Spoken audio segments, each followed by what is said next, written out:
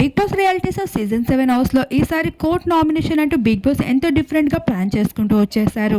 అయితే ఇప్పటికే permanent కంటెస్టెంట్స్గా big boss హౌస్లో ముద్రని వేసుకున్న శోభా శెట్టి, శివాజీ అలానే సందీప్ వీళ్ళ ముగ్గురు జడ్జెస్గా వ్యవహరిస్తున్నారు.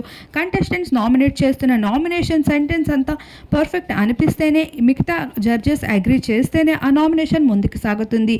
ఈ ప్రక్రియతో బిగ్ బాస్ అయితే చాలా డిఫరెంట్గా కోర్ట్ నామినేషన్ అంటూ బిగ్ బాస్ హౌస్లో నామినేషన్ ఎంతో డిఫరెంట్గా ముందుకు తీసుకురావడం జరిగింది. అయితే ఈ వీక్ ఎలా అయినా హౌస్ నుండి వెళ్ళిపోయే కంటెస్టెంట్ ఎవరైనా ఉన్నారు అంటే అది తేజ అని చెప్పుకోవచ్చు.